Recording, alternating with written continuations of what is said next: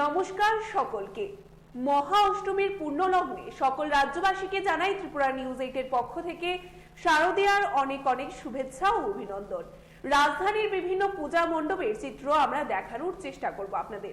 সপ্তমীর রাতে দক্ষিণ ত্রিপুরা জেলার বিভিন্ন ক্লাব পরিদর্শন করার পর গোমতী জেলার 3টি ক্লাব পরিদর্শন করলেন রাজ্যের বর্তমান মুখ্যমন্ত্রী প্রফেসর ডক্টর মানিক সাহা।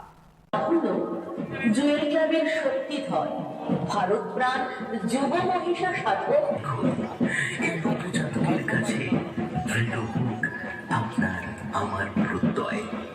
এই ভাবনায় একার প্রহরী যে সমাজ গড়ে তুলতে চেয়েছিলেন তারা বিভিন্ন রূপের বর্ণনা যখন আমরা গভীর, তখন স্বামী বিবেকানন্দের চিত্তে স্মরণ করি।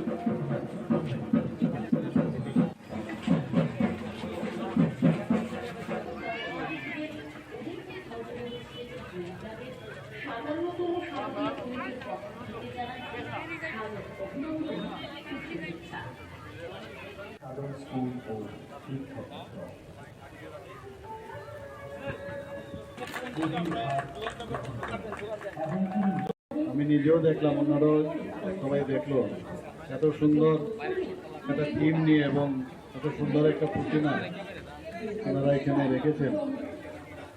এবং সেই উপলক্ষে এখানে আমার সাথে আছে আপনাদের সবার প্রিয় মাননীয় বিধায়ক অভিষেক ত্রিপুরা মহোদয় এবং ডিএম সাহেব আছেন এখানে, এই জেলার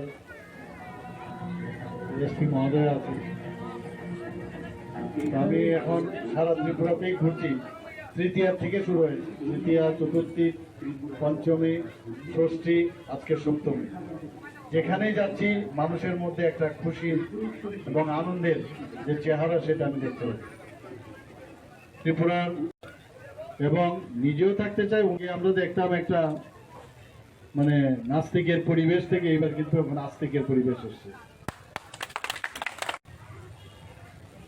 যে প্রতিষ্ঠা করা, সেটা এই দুর্গাপূজাকে সামনে রেখে আমরা সেটা করে থাকি। আমরা জানি যে আজকে তো সপ্তমী, অনেকে ভাবছেন কালকে তো অষ্টমী আছে, নবমী আছে, কিন্তু দেখতে দেখতে যখন দশমী আসবে, বিশেষ করে ছোট ছোট ছেলে মেয়েদের, ওদের কিন্তু একটা বিষাদের একটা অবস্থা দাঁড়ায় যে মা চলে যাচ্ছেন আবার।